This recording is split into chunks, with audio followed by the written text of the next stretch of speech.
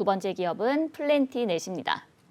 플랜티넷은 2000년 설립돼서 2005년에 코스닥 시장에 상장했습니다.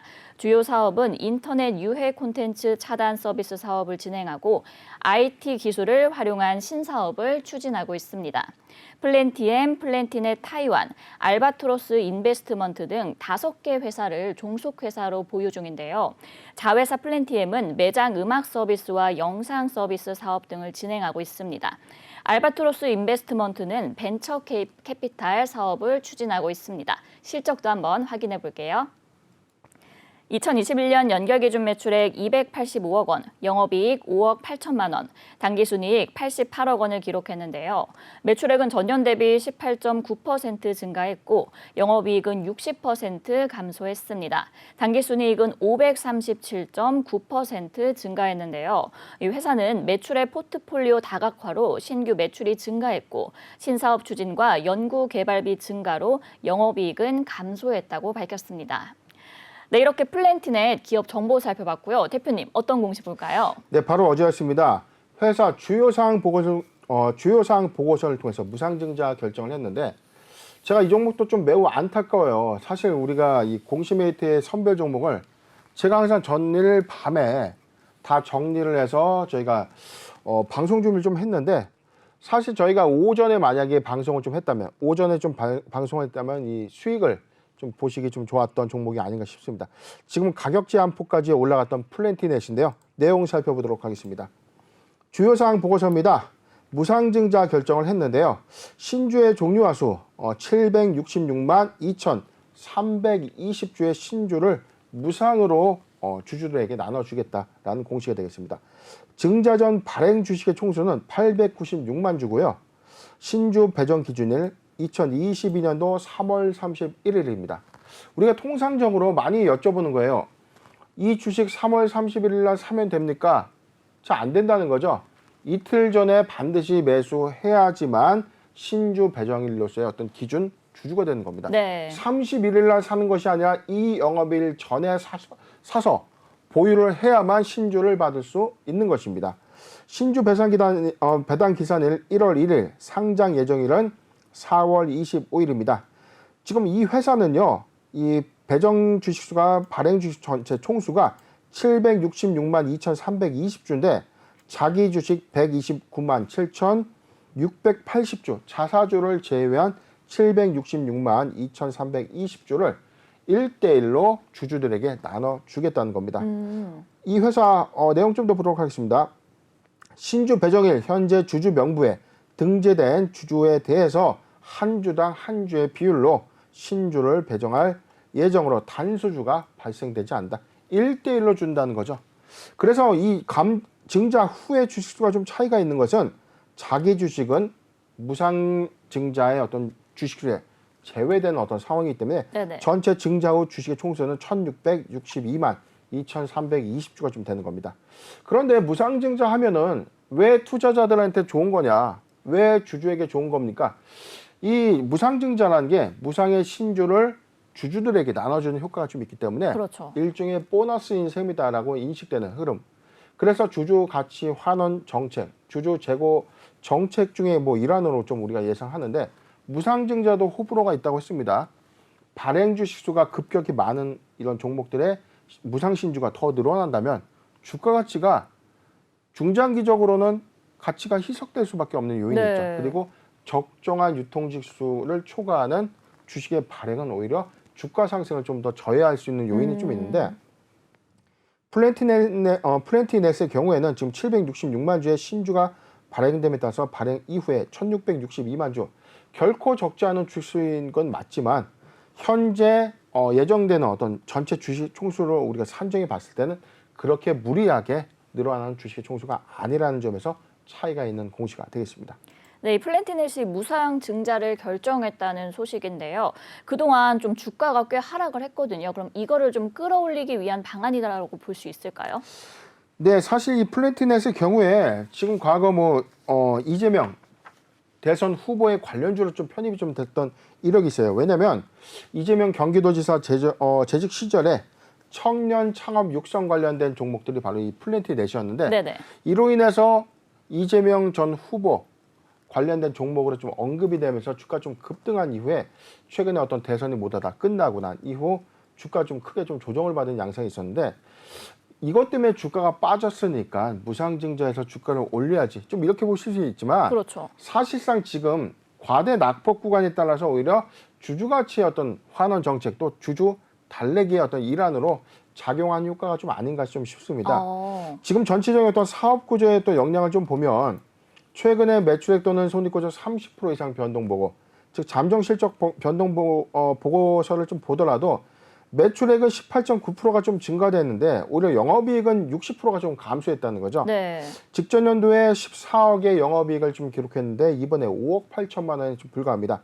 그런데 단기순이익은 좀 크게 좀 증가하면서 88억 원의 순이익을 좀 기록하면서 지금 전진적으로 사업 활동에 따른 영업이익의 폭은 좀 감소했지만 기타 부가사업으로서의 어떤 수익성을 좀 가져가는 흐름이기 때문에 사업의 안착을 위해서는 사실상 이 회사가 영업활동에 따른 영업이익을 늘려야 되는 숙제를 좀 안고 있지만 지금 주가도 많이 낙폭 과대 현상이 좀 있었고 그다음에 회사의 단기순이익 관점에서 좀 증가된 흐름 그리고 최근에 뭐 주가를 뭐 급격하게 뭐 올려야 되는 어떤 이슈 이런 부분보다는 지금 과대 낙폭 구간에 따른 어떤 주주 환원 정책을 통해서 주가를 좀 부양하려고 하는 의지가 반영된 셈이다라고 예측되는 상황입니다. 네, 이 주주 달래기의 일환이다라고 설명을 해주셨는데 저희가 한번 실적도 확인을 해보도록 할게요. 그동안 이제 꾸준한 매출과 또 영업이익으로 안정적인 모습을 보였었는데 이런 실적 향상을 이룬 원동력은 무엇일까요?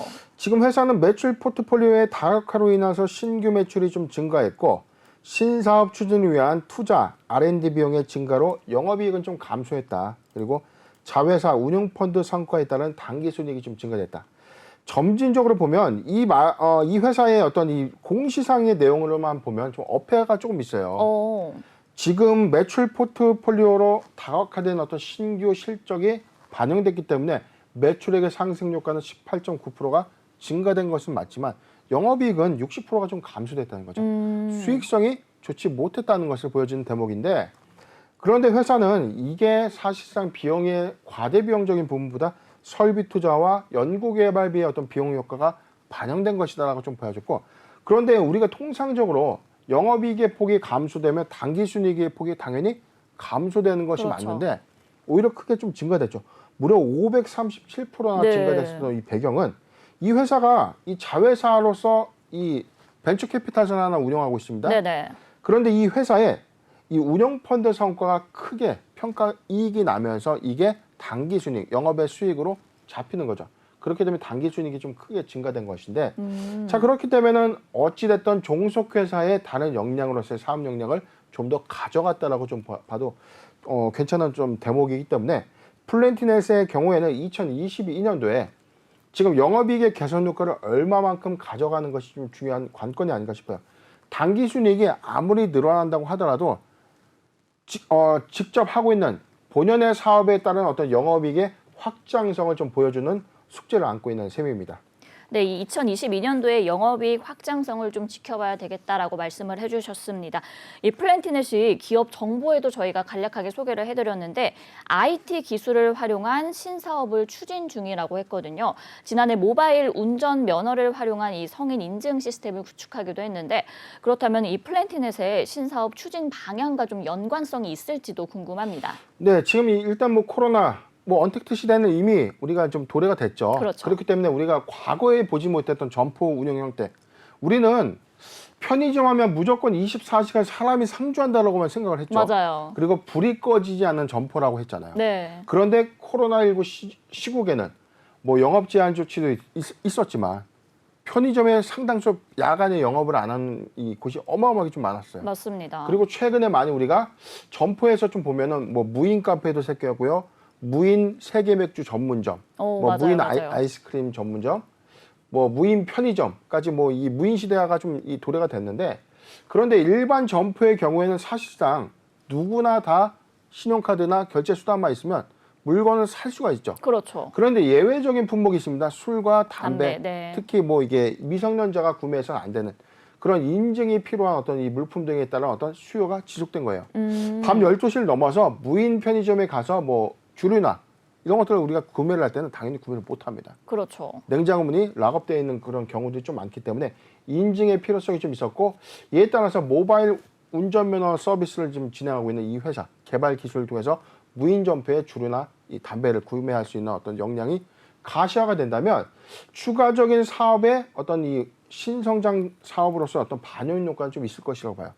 왜냐하면 지금 사람이 물건을 사고 파는 어떤 시대에서 무인 점포에서의 어떤 가장 큰 맹점 중에 하나가 성인 인증 수단이었거든요. 그렇죠. 그런데 유해 차단 서비스를 본격적으로 추진하고 있는 이 회사의 어떤 인증 서비스 사업까지 가시화가 된다면 추가적인 어떤 수익이 반영되는 어떤 흐름이기 때문에 저는 오히려 이 사업이 좀 더 잘 돼서 사실상 올해 상반기부터 본격화되는 어떤 수익 사업으로 좀 전개가 된다면 지금 영업이익이나 어떤 매출 확장에 좀 더 반영되는 어떤 흐름을 좀 보여줄 텐데, 지금 이 부분에 대해서는 아직 회사의 어떤 이 중요한 정보들이 아직 뭐 많이 반영된 것은 아니기 때문에 네. 개발 이후의 상용화 관점이 단기적 모멘텀으로 부각될 수 있는 요소는 있다 판단이 됩니다. 네, 그럼 끝으로 우리 투자자분들을 위한 전략도 한번 살펴봐 주세요. 네, 오늘 이 가격 제한폭까지 상승했어요. 사실상 오늘 뭐 꼬리 달기 직전에 시초가 뭐 7,490원, 어제 시간의 단일가에서는 오히려 하락한 이 주가의 흐름을 좀 보여줬거든요. 그렇기 때문에 플랜틴에 좀 아쉬운 종목이 아닌가 싶습니다. 더머니가 3시에 방송하기 때문인데 네. 어제 이게 오늘 오전에만 우리가 좀 이 노려볼 수 있었다면 충분히 수익을 좀 볼 수 있었던 구간이 아닌가 싶어요. 네. 적당한 유통지수 대비해서 적은 주식의 어떤 무상증자 효과 기대감은 단기간 좀 반영될 것이기 때문에 지금 신규적 진입 관점에서는 조금 솔직히 말씀드려서 좀 늦었습니다. 그렇기 때문에 보유자 관점에서는 시세를 좀 눌러볼 수 있는 구간, 단기 11,000원까지는 좀 올라갈 수 있는 구간이 아닌가. 11,000원은 제가 너무 과대해서 좀 잡은 것 같고요. 1차 9,500원까지는 무난하게 상승할 수 있는 여력을 좀 보여주고 있는데, 9,500원을 강하게 이탈한다면, 강하게 돌파해 준다면 11,000원까지는 주가 상승의 어떤 흐름을 가져갈 수 있는 단기적 모멘텀으로 좀 작용된 셈이기 때문에 보유자 관점에서 의견을 좀 제시해 드리겠습니다. 보유자 관점에서 요 구간입니다. 8,700원. 8,700원이 이탈되지 않는다면, 보유자 관점에서 8,700원이 이탈되지 않는다면 보유 의견을 좀 제시해 드리고요. 신규적 매수 관점에서 만약에 가능성, 기회를 좀 준다면 8,000원에서 8,500원, 8,000원에서 8,500원 구간 포트 비중 5%의 분할 매수 의견을 좀 제시해 드리겠습니다. 네, 1차 9,500원까지 상승 여력이 있다라고 말씀을 해주셨고 11,000원까지도 상승 흐름이 있을 것이다라고 예상을 해주셨습니다. 그리고 보유자 관점에서는 8,700원이 이탈되지 않는다면 계속 보유하시면 좋을 것 같고요. 그리고 신규 매수자 관점에서는 8,000원에서 8,500원, 포트 비중 5%의 분할 매수 의견 주셨습니다.